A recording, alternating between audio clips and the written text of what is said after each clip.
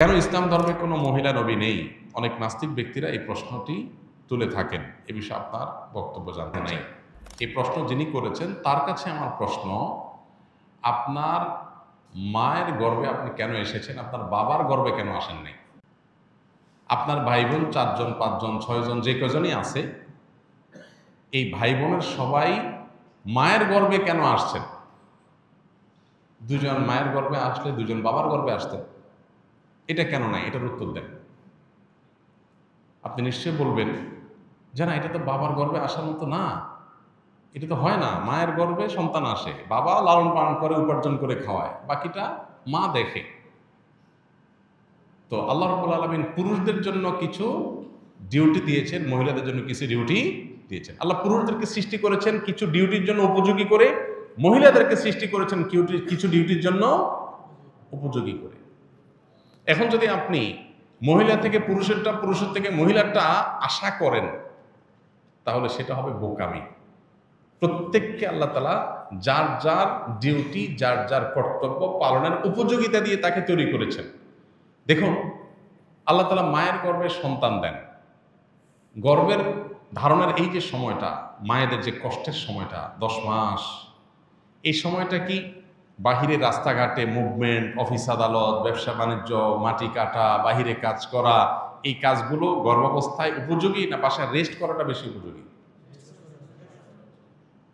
ওকে, সন্তান জন্মের পর 2 বছর পর্যন্ত সন্তানের রিজিকের ব্যবস্থা, সন্তানের সবচাইতে পৃথিবীতে সবচেয়ে উপকারী খাবার দুগ্ধপোষ্য শিশুর মায়ের বুকের দুধ। এর চাইতে উত্তম বা এর সমকক্ষ কোনো খাবার পৃথিবীতে আল্লাহ আর রাখেন নাই। এই খাবার দিয়েছেন আল্লাহ তাআলা মায়ের বক্ষে। তাহলে 2 বছর ধরে সন্তানকে দুধ পান করাইতে হবে, সেটা তো সকাল, দুপুর, রাত 3 বেলা, নাকি? 3 বেলা না খাওয়াইতে হবে সন্তানকে? কত বেলা খাওয়াইতে হয়? অগণিত বেলা।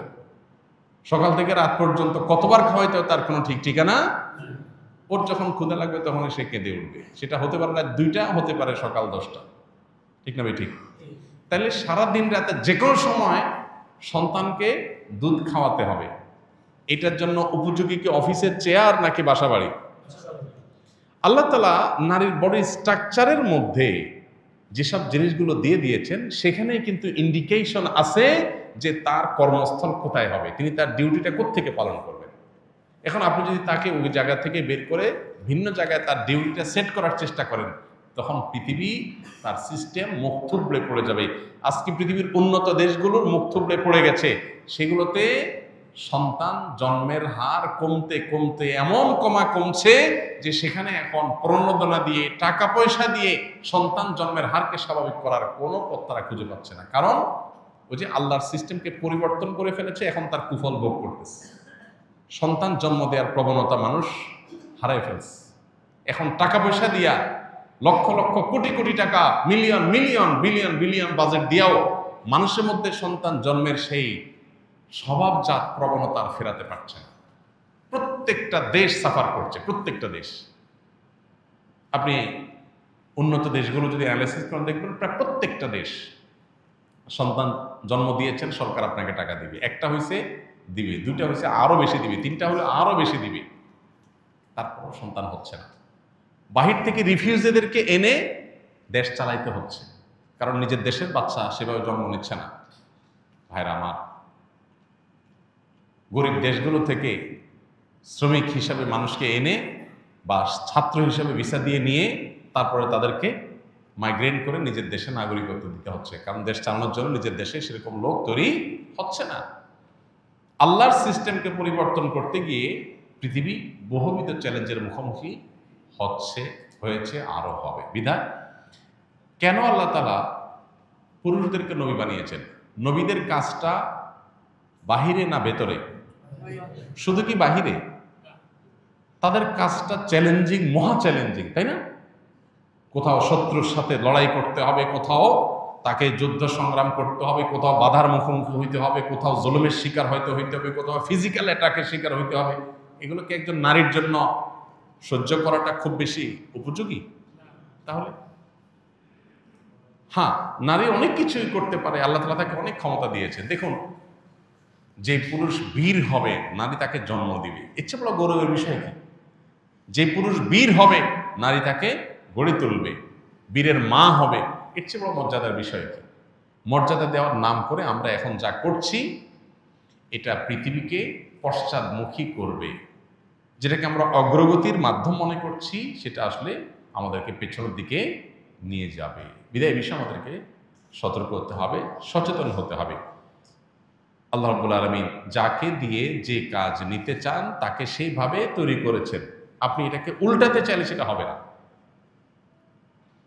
অতএব আল্লাহ তাআলা কেন পুরুষদেরকেই শুধু নবী বানিয়েছেন, মেয়েদেরকে কেন নবী বানান না, এর মধ্যে এটার উত্তর আছে। আল্লাহ আমাদেরকে বোঝার তৌফিক দান করুন। আমার বয়স 19 বছর। আমি ছোট থেকে নানু নানার সাথে থাকি, আমার মা বাবার সাথে থাকি না, কিন্তু মা বাবার সাথে কথা হয়, দেখা হয়। এখন আমার প্রশ্ন, আমার নানা নানু অসুস্থ হলে আমার খুব খারাপ লাগে, কিন্তু মা বাবার ক্ষেত্রে খারাপ লাগে না, টেনশন হয় না। এখন আমার মাঝে মধ্যে মনে হয় আমি সন্তান হিসেবে কুসন্তান হয়ে গেছি নাকি। সন্দেহাতীতভাবে এটা খারাপ জিনিস যে আপনার মা বাবার অসুস্থতা আপনার কষ্ট হয় না, কারণ আপনি তাদের সাথে থাকেন না, মায়া তৈরি হয়নি। প্রথমত, মা বাবা হিসাবে তারা, অভিভাবক হিসাবে আপনার মা বাবা হিসাবে তাদের কোনো কষ্ট হলেই আপনার ভিতরে কষ্ট অনুভব হতে হবে। এইটা হওয়ার জন্য আপনি তাদের সান্নিধ্যে যাবেন, তাদের কাছে থাকবেন, এবং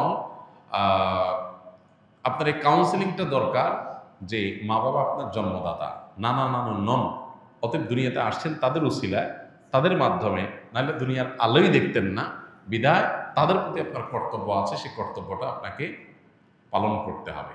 এটার জন্য প্রয়োজনে তাদের সাথে থাকবেন, তাদেরকে ধারণ করবেন, বোঝার চেষ্টা করবেন, তাদের অবদানটাকে অনুভব করার চেষ্টা করবেন, তাহলে ইনশাআল্লাহ এই দায়িত্ববোধটা জাগ্রত হবে। আমরা অনেকেই আছে যে মা বাবার কাছ থেকে দূরে কোনো কারণে পারিবারিক নানান কলহ ইত্যাদি হয়, ছোটবেলা থেকে আর দূরে থাকতে থাকতে মা বাবার প্রতি সে রেসপন্সিবিলিটি তৈরি হয় না। মানুষ হিসাবে আমি দুনিয়াতে আসছি কার মাধ্যমে?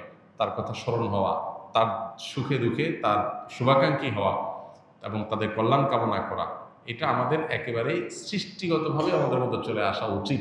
এবং এটা না আসলে প্রয়োজনে কাউন্সিলিং এবং মোটিভেশন নেওয়া দরকার। মানুষ জাতিকে কি আল্লাহ নিজ হাতে তৈরি করেছেন? যদি করেও থাকেন তাহলে একজন মানুষকে তৈরি করতে কত সময় লেগেছে? কেননা একজন বক্তা দাবি করেছে ওনার তরিকার আরেক বক্তাকে তৈরি করতে নাকি আল্লাহ 30 বছর সময় লেগেছে। নাউযুবিল্লাহ। ইন্নামা আরাদা শাইআন আন ইয়াকুলা লাহু কুন ফায়াকুন। আল্লাহ রাব্বুল আলামিন বলেছেন, আল্লাহ যখন কোনো জিনিস সৃষ্টি করতে চান তখন আল্লাহ বলেন হও, হয়ে যায়। আল্লাহ শুধু কুন বলেন, কুন মানে হও, হয়ে যায়। গোটা সৃষ্টি জগৎ তৈরি করা আল্লাহর জন্য মানে এক কুন বলার সময়ের ব্যাপার, তাই না? আল্লাহ যা চান সেটাই হয়ে যায়। এরপর আল্লাহ তাআলা এই নবমণ্ডল এবং ভূমণ্ডল, এই মহা সৃষ্টি আল্লাহ তাআলা সৃষ্টি করেছেন 6 দিনে। যেটা আল্লাহ তাআলা কোন বললে হয়ে যেটা 6 দিনে কেন করেছেন এটা নিয়ে অনেক আলাপ আছে। আল্লাহ তাআলা আগে একটা সৃষ্টি করেছেন, পরে একটা সৃষ্টি করেছেন। এখানে মানুষকে কাজের ধারাবাহিকতা, প্রত্যেকটা কাজ করার ক্ষেত্রে একটা সিস্টেমিক্যাল ওয়ে অবলম্বন করা, একটা ধারাবাহিকতা মেনটেন করা, কোনটা আগে কোনটা পরে, সে শৃঙ্খলা রক্ষা করে কাজ করা, এটার শিক্ষা দেওয়ার জন্য আল্লাহ তাআলা এই সময় নিয়েছেন। কিন্তু আল্লাহ তাআলার সময়ের প্রয়োজন নাই। যেখানে কোরআনে আল্লাহ তাআলা বলেছেন যে এই মহাসৃষ্টি নবমণ্ডল ভূমণ্ডল সৃষ্টি করেছেন আল্লাহ তাআলা 6 দিনে, সেখানে এক বক্তা সৃষ্টি করছে আল্লাহ 30 বছর লাগছে। আল্লাহর শানে এ ধরনের কথা বলা ঈমান যাওয়ার মতো বেয়াদবি, ভয়ঙ্কর কথা। যে আল্লাহর 30 বছর লাগছে, মানে উনি এত বড় হয়ে গেছে, ওনারা বানাইতে আল্লাহর 30 বছর লাগছে। নাউযুবিল্লাহ।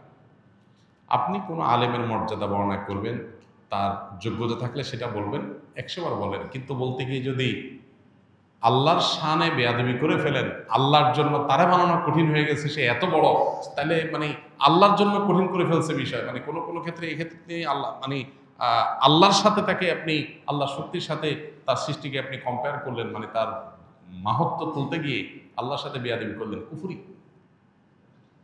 কুফরি কথা, এ ধরনের কথা। আল্লাহ তাআলা আমাদেরকে হেদায়েত দান করুন। নবীকে সৃষ্টি করতে আল্লাহ তাআলা তো এরকম আলাদা করে এত বছর লাগছে কোনো হাদিসে আমরা যাই না সাল্লাল্লাহু আলাইহি সাল্লাম। সেখানে কোনো বক্তাকে সৃষ্টি করতে লাগবে কেন? আর আলাদা আলাদা করে আল্লাহ তাআলা একজন একজন করে সৃষ্টি করেন নাই। আল্লাহ সৃষ্টি করেছেন আদম এবং হাওয়া, তাদের থেকে বাকি সব মানুষ সৃষ্টি করেছেন।